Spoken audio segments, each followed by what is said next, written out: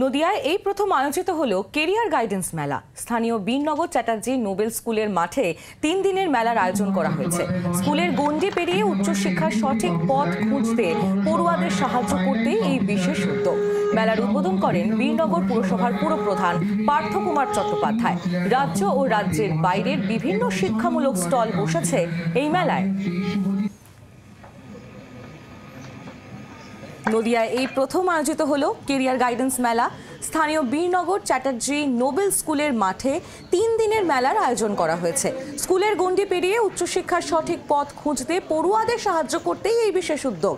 মেলার উদ্বোধন করেছেন বীরনগর পুরসভার পুরপ্রধান পার্থ কুমার চট্টোপাধ্যায়।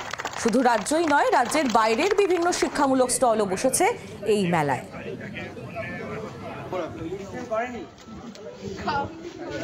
অ্যাকচুয়ালি আমরা যারা মফস্বলে থাকি আমাদের খুব প্রবলেম হয়, আমাদের বাচ্চাদের খুব প্রবলেম হয় কলকাতায় গিয়ে বা ব্যাঙ্গালোরে বা অন্য কোনো জায়গায় গিয়ে কলেজগুলোকে অ্যাটেন্ড করতে।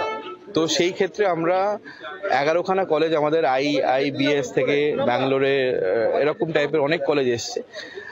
তারা এসছে শুধুমাত্র আমাদের বাচ্চারা যারা মফস্বলে আমরা থাকি তাদেরকে গাইড করার জন্য।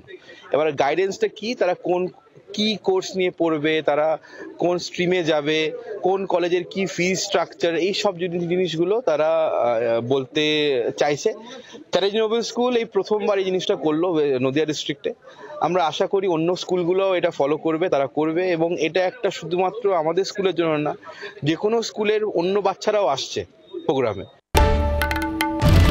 বাংলার আওয়াজ, বাঙালির আবেগ, জি 24 ঘন্টা।